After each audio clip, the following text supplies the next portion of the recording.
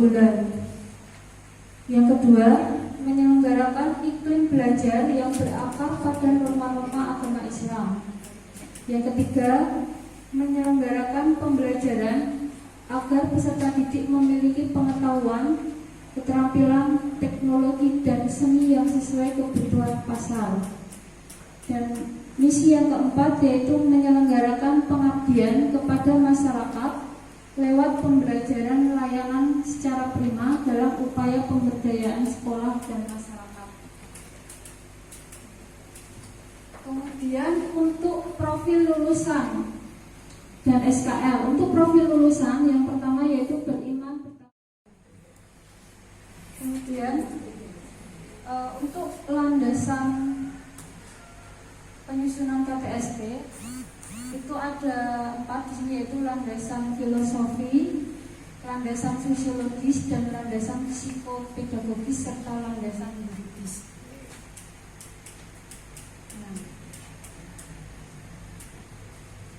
Visi dan misi SMK Islam. Untuk visinya itu adalah terwujudnya tamatan profesional yang islami, kompeten, berwawasan global, dan berlandaskan budaya bangsa. Kemudian kita masih bisa bertemu kembali di ruangan yang cukup segar di sini dalam kondisi yang sehat semuanya ya, untuk mengikuti acara validasi kurikulum SMK Moyudan. Yang kami hormati Bapak DRK Sutarto MPD, yang terhormat Ibu Cantikita DRA Nur Farida MPD selaku validator, yang kami hormati Ibu Kepala Sekolah Ibu DRA Sartini, Bapak Ibu Guru dan staf SMK Islam Moyudan yang berbahagia. Pada pagi hari ini saya mendapatkan kehormatan yang luar biasa ya, karena diberikan amanah untuk mewakili komite. Nah, jadi kemarin saya sebenarnya ini wali murid biasa, tetapi ternyata sama ibu-ibu guru sama ibu kepala sekolah saya diberikan sampur untuk. Itu penting. Tidak semua lulusan di sana itu lari ke pabrik, lari ke industri. Mereka bisa bekerja di butik, di konveksi, atau di semi konveksi, semi butik, atau bahkan membuka sendiri, dan itu adanya di pelajaran custom made, dan semua itu sudah ada di kurikulum. Bahkan sekarang ini dengan kondisi pandemi ini, yang namanya orang usaha kreatif, namanya usaha busana, itu di rumah ya. Kalau di rumah nanti cara pemasarannya dengan cara online. Kita kan nggak mungkin datang ke pabrik. Jadi mereka yang memang punya passionnya itu berwirausaha, ini sudah cocok Bapak Ibu ya. Jadi dua-duanya itu penting. Nah, anak itu nanti kan kelihatan. Warahmatullahi wabarakatuh. Terima kasih Bu Rosi sebagai pengatur acara yang sudah memberi kesempatan kepada kami untuk menyampaikan beberapa masukan terkait penyempurnaan penyusunan kurikulum SMK Islam Moyudan. Jadi judulnya bukan lagi KTSP ya, tapi langsung fokus kurikulum SMK Islam Moyudan tahun pelajaran 2020. Secara fisik ini apresiasi 2 jempol tambah bunga ya, untuk Bu Isti yang sudah menyelesaikan draft KTSP kita ini dengan baik ya. Ini luar biasa sekali Bu Cunduk ya, dan saya hormati ini dari komite Pak Tarto, Bapak Sutarto MPD sebagai pengawas pembina yang baru. SMK Islam Moyudan pada tahun pembelajaran ini semuanya baru, Bu. Kepala sekolahnya juga masih bau-bau baru. Karena ini baru berapa waktu menjabat kepala sekolah. Kemudian pengawasnya juga baru ini, Bu. Ini semula petugasan diberikan kepada saya, kemudian sekarang kepada Pak Sutarto.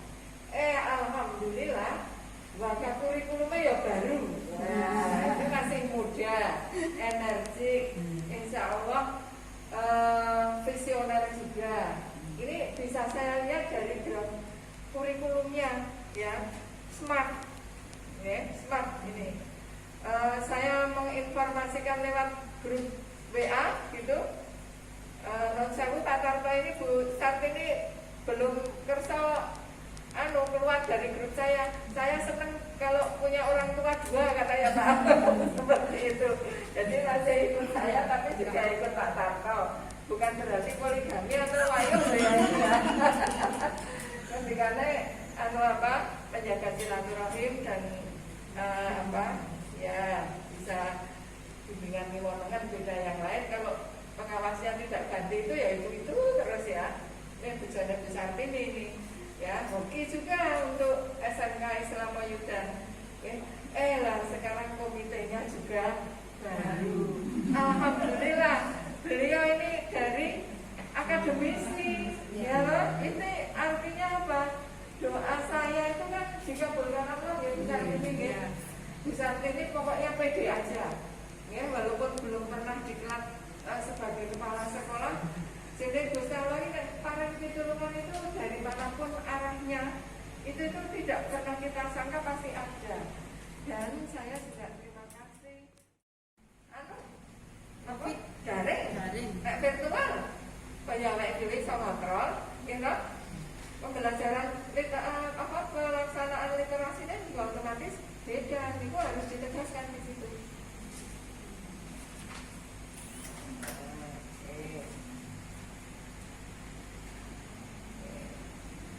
Termasuk yang penyelenggaraan pendidikan Kespro dan sebagainya itu juga ditinjau lagi, ditambahkan bagaimana pelaksanaannya.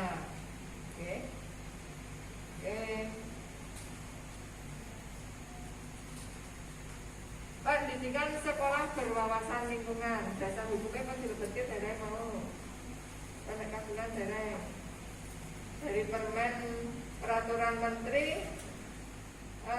Lingkungan, Menteri Lingkungan yang kakak-kakak digulai kepentingan dasar hukum yang berwawasan lingkungan. Karena yang gender, yang Kespro, yang mitigasi bencana, yang lalu lintas kan sudah masuk semua, tapi yang lingkungan kan belum. Yang kecamatan ada kelas 1 transport.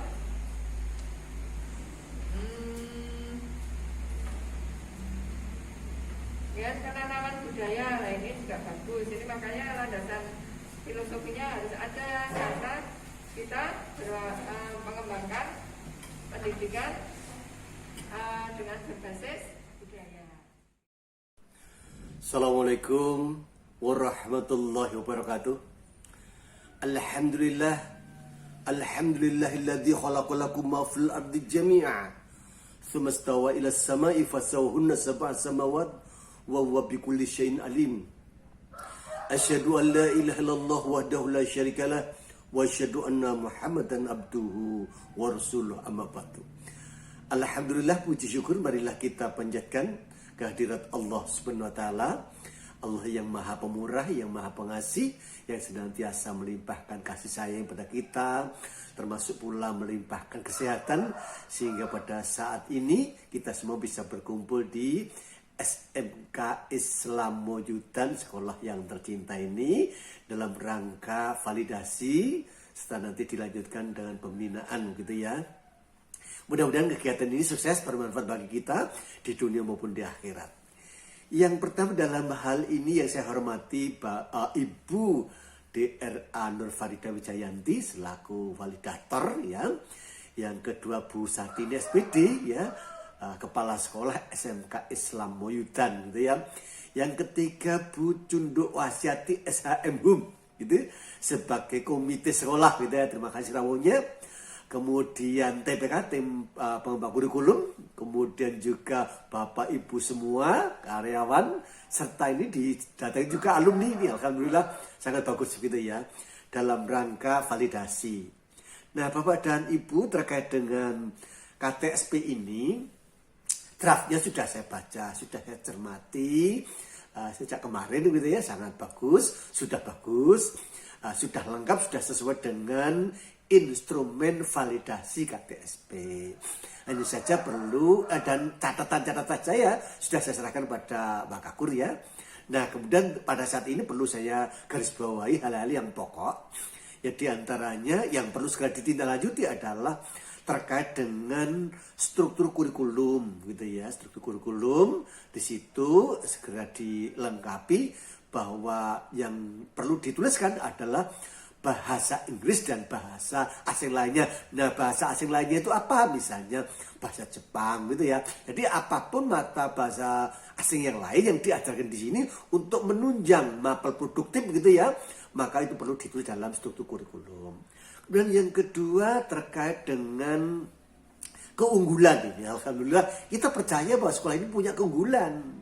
Nah, bagaimana keunggulan itu dimasukkan pada KTSP, serta yang paling penting adalah nanti keunggulan itu disosialisasikan, dipromosikan kepada masyarakat agar masyarakat tahu keunggulan-keunggulan kita gitu ya. Misalnya terkait dengan hasil UN gitu ya, hasil UN ya tadi Bu Sartini sudah menjelaskan bahwa kita lumayan nilainya gitu ya, prestasi UN-nya. Begitu pula lomba LKS gitu ya, ini juga kita pernah beberapa kali juara gitu ya. Nah maka memang keunggulan itu banyak sekali, bisa termasuk ekstrakurikuler. Masyarakat yang cinta pada seni itu condong pemuda-pemuda itu nyari sekolahan yang penuh dengan karya seni, misalnya ada drum band gitu ya, atau mungkin yang Jawa tradisional gamelan gitu ya. Maka kalau dia sekolah itu punya keunggulan itu, maka dicari siswa gitu ya. Begitu pula kalau yang masyarakat agamis itu cenderung mencari sekolahan yang nuansa pendidikan agamanya kuat gitu ya.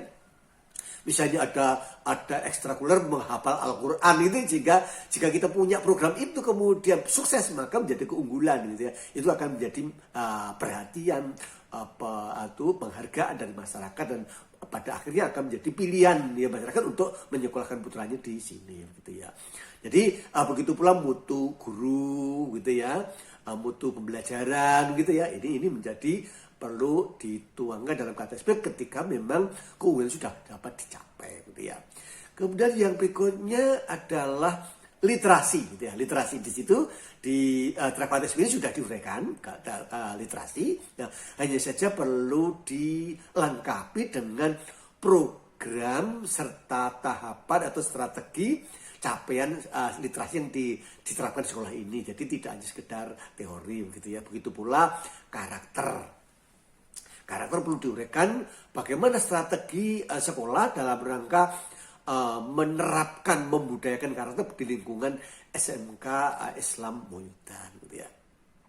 Kemudian juga sinkronisasi. Nah, ciri khas sekolah yang unggul itu mampu melakukan link and match dengan Dudi. Di antaranya buktinya adalah KTSP-nya telah dicapai sinkronisasi dengan Dudi. Misalnya pada sekolah lain itu ada punya dokumen RPP yang ditandatangani Dudi. Jadi yang tandatangani gurunya, kemudian kepala sekolah, ya kemudian Dudi gitu ya. Ditambah pengawas juga boleh begitu ya.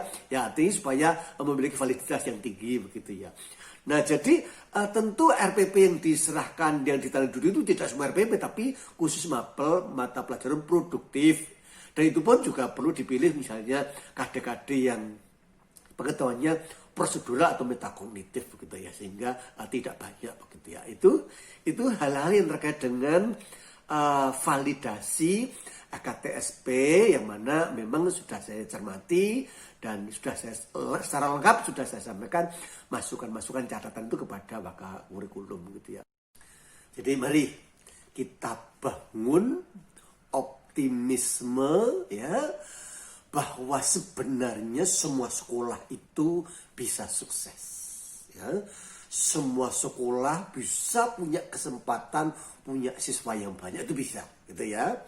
Jadi semua orang ya, semua kepala sekolah itu bisa sukses. Semua guru bisa sukses. Semua karyawan bisa sukses. Semua siswa bisa sukses. Semua diberi waktu yang sama oleh Allah dan difasilitasi untuk sukses. Ya, nah tergantung pada kita seberapa kesungguhan kita menggunakan fasilitas yang Allah berikan itu.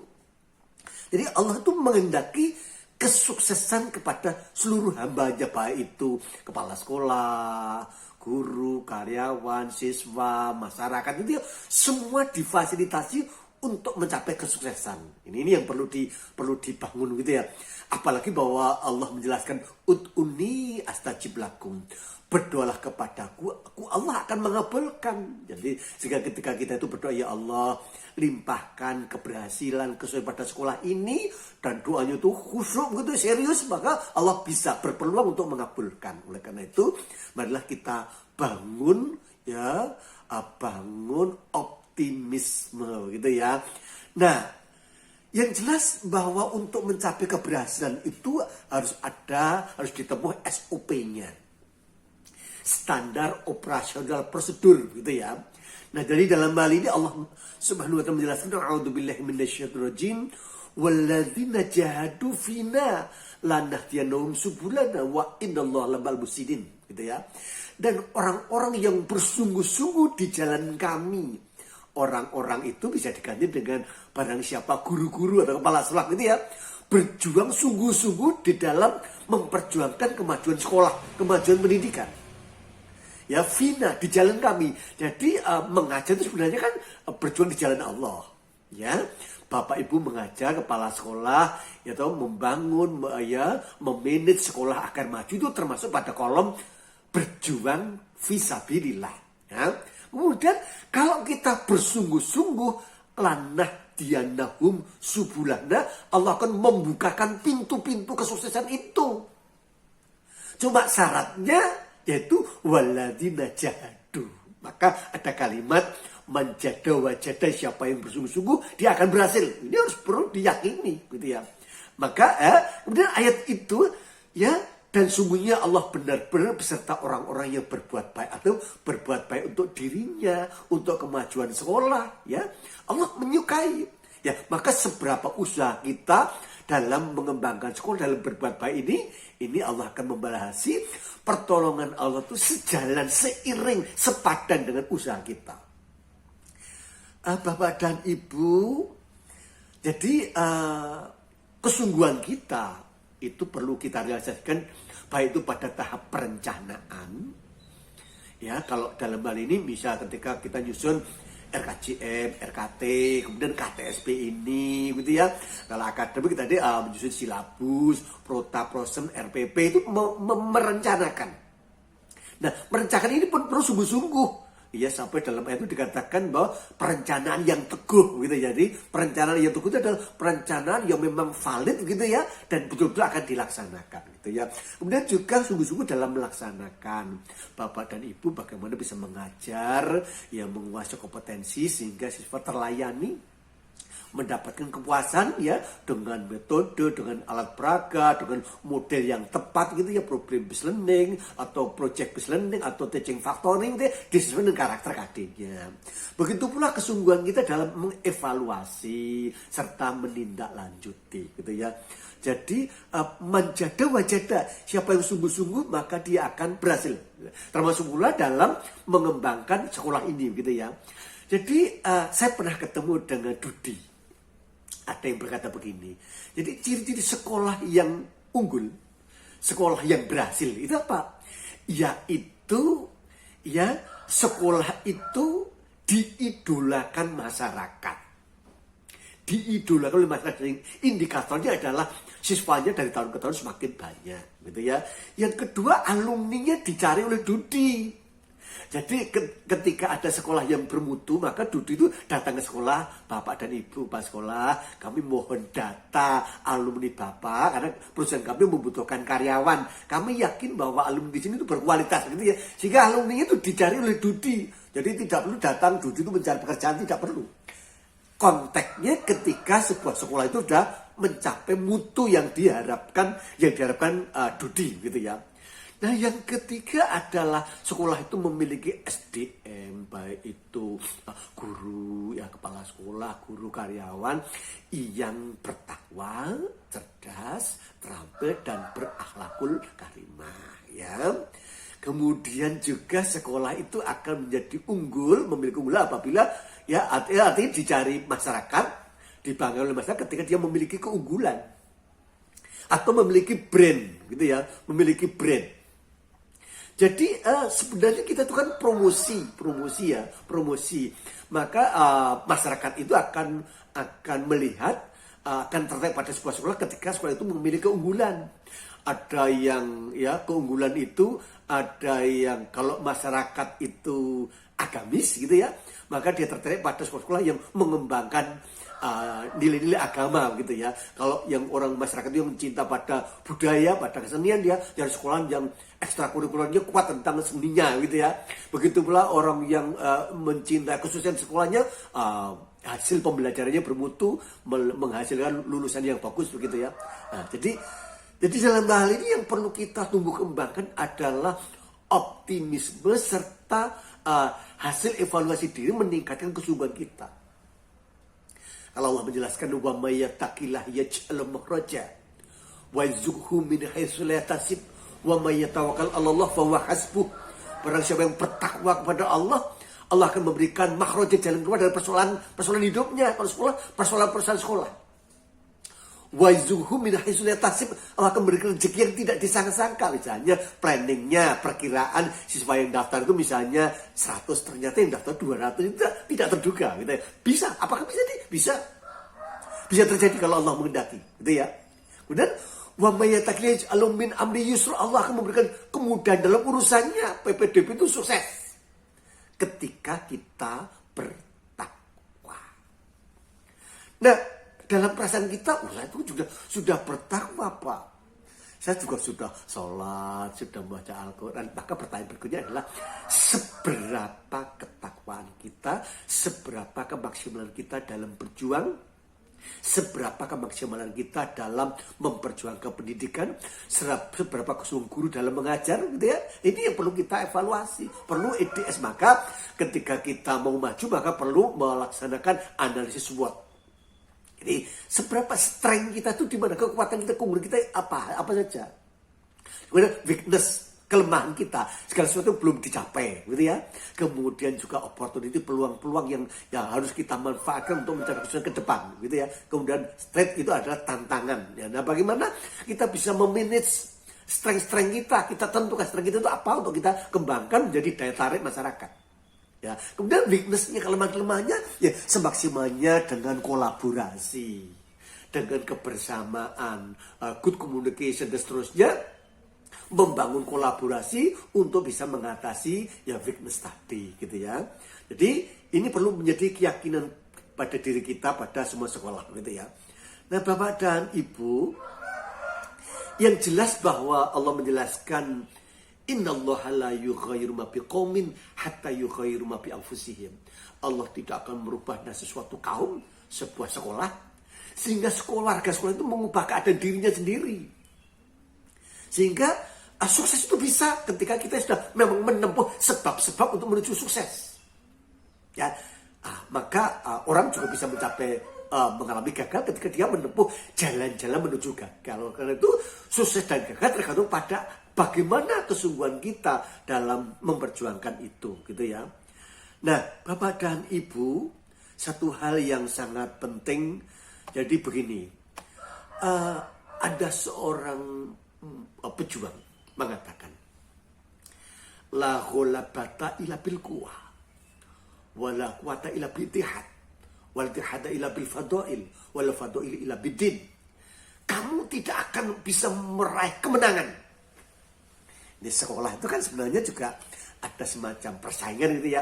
Karena di Sleman itu kan 57 sekolah letaknya dekat-dekat gitu ya. Jadi kan dapat diistilahkan munculnya tantangan atau ada persaingan. Nah, sekolah itu tidak akan pernah menang.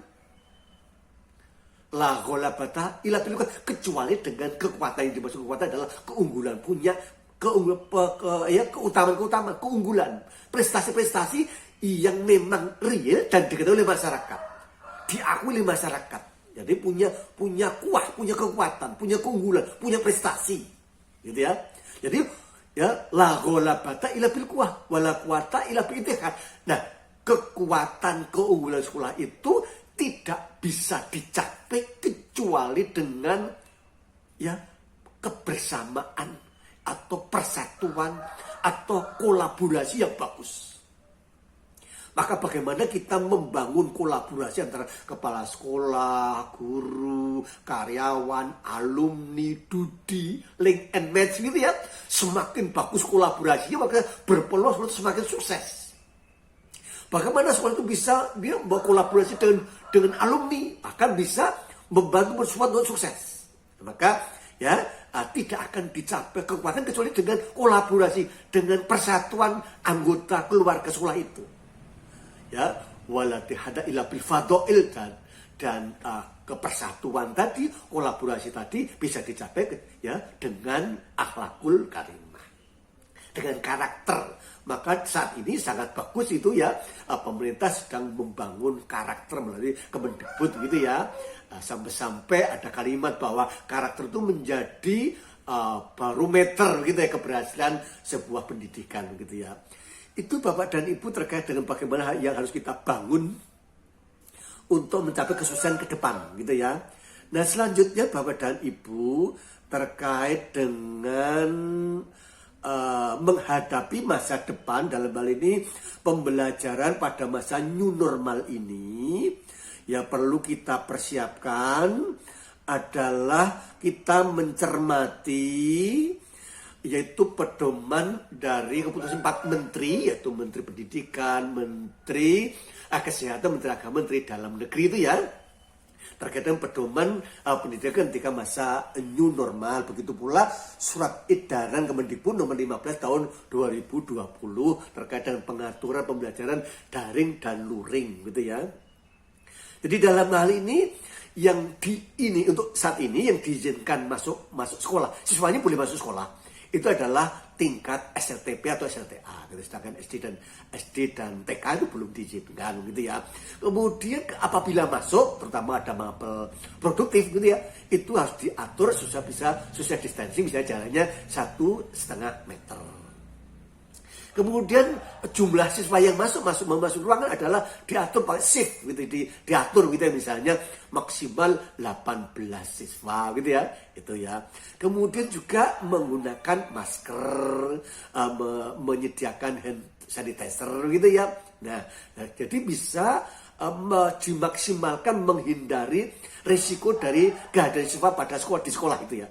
Jadi dengan social distancing gitu ya. Nah begitu pula ya ketika kita nanti melaksanakan surat edaran nomor 15 tahun 2020 tentang daring dan luring, itu supaya dipersiapkan dilaksanakan dengan sebaik-baiknya gitu ya. Bapak dan Ibu menyiapkan media-media yang tepat, misalnya jangan sampai hanya mengajar siswa. Sekarang ini kan sudah bosan di rumah gitu ya. Jangan sampai ditambah bosan dengan Bapak Ibu hanya mengirimkan PDF sehingga ya siswa itu tidak tertarik gitu ya. Maka saya harapkan Bapak dan Ibu bisa membuat media pembelajaran misalnya YouTube, sehingga Bapak dan Ibu siswanya bisa melihat senyumnya gitu ya, keramahan Bapak dan Ibu bisa lihat mengobati kerinduannya gitu ya. Selain itu juga bisa menarik gitu ya. Nah monggo ya Bapak dan Ibu bisa membuat YouTube untuk sebagai media pembelajaran ketika daring dan luring nanti ketika masa new normal ini.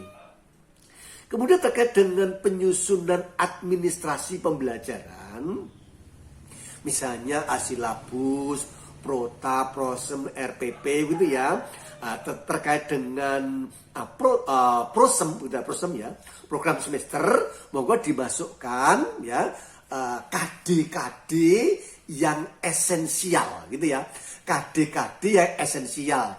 Jadi kan memang di dalam surat edaran begitu pada keputusan 4 menteri tadi itu kan memang bahkan kayak difokuskan pada menjaga kesehatan gitu ya, menjaga kesehatan, penanaman karakter, life skill gitu ya. Maka tidak dituntut ketuntasan target kurikulum. Karena itu tidak semua KD dimasukkan pada program semester, tidak semua KD dibuat RPP, tidak semua. Hanya RPP yang KD-nya esensial, materinya esensial sangat penting gitu ya. Itu ya. Dan misalnya KD 31, 41, 41. Dan 33, 35, dan 34 begitu ya dan seterusnya. Artinya tidak semua KD gitu ya. Nah, jadi itu walaupun kemudian nanti semua KD dimasukkan tapi bisa diletakkan yang esensial atas, yang kurang esensial di bawah. Dalam rangka ketika nanti misalnya pada bulan September sudah masa normal, tidak new normal tapi normal, maka KD yang tidak esensial tadi bisa disampaikan kepada siswa gitu ya. Kemudian Bapak dan Ibu terkait dengan RPP, yang jelas kita bisa menangkap isyarat dari Kemendikbud, misalnya akreditasi yang semula itu 133 instrumen, sekarang tinggal 45 instrumen untuk SMK. Ya, kemudian sekarang muncul ada istilah RPP 1 lembar. Ini menunjukkan bahwa upaya penyederhanaan. Jadi, dan sederhana itu bagus begitu ya. Nah, jadi monggo nanti RPP-nya dibuat yang sederhana ya. Tidak harus, kalau biasanya kan satu RPP itu 12 lembar, 13 lembar gitu ya. Monggo diringkas. Misalnya spasinya biasanya 1,5 ya, 1 spasi jadi lebih pendek gitu ya. Kemudian apakah boleh misalnya 2 lembar, 3 lembar? Ya boleh saja. Yang penting itu adalah unsur-unsur elemen-elemen RPP itu memenuhi serta sudah sesuai dengan instrumen akreditasi. Itu yang penting. Nah, untuk model-model RPP tadi dapat dilihat pada laman tautan portal guru berbagi http guru berbagi Kemendikbud.go.id gitu ya. Ini nanti silakan nanti dibuka pada portal itu gitu ya. Nah, yang berikutnya Bapak dan Ibu, jadi unsur RPP itu kan ada identitas sekolah, identitas mapel, ada kelas, materi, alokasi waktu, tujuan, KD, materi gitu ya. Model, gitu ya, metode, media, sumber, pendahuluan. Yang paling pokok adalah pada kegiatan inti. Kegiatan inti di situ perlu memasukkan hal-hal yang ada pada instrumen akreditasi. Misalnya mencantumkan 4C, critical thinking, collaboration, communication, kreatif gitu ya. Sintak model gitu ya. Kemudian PPK dan literasi serta nanti yang terakhir adalah penutup gitu ya. Jadi unsur-unsur yang ada pada akreditasi dimasukkan pada RPP sehingga RPP-nya bisa berbasis akreditasi ya. Nah, adapun nanti wujudnya itu ya memungkinkan 1 lembar bagus, 2 lembar boleh ya, 3 lembar boleh banget begitu ya.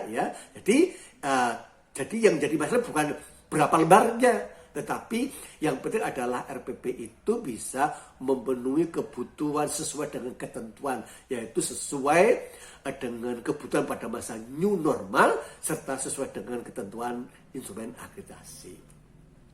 Nah, kemudian yang paling penting Bapak dan Ibu, saya harapkan ketika pada masa new normal ini ya bisa dikontrol, tidak hanya sekedar memberikan tugas melalui PDF lalu daring tadi, tapi juga dikontrol, datang, disiapkan semacam agenda, ya itu siswa dibentuk kelompok, kemudian gurunya seminggu sekali menengok. Ya tentu misalnya siswanya nggak perlu banyak-banyak, misalnya 9 orang atau 8 orang gitu ya.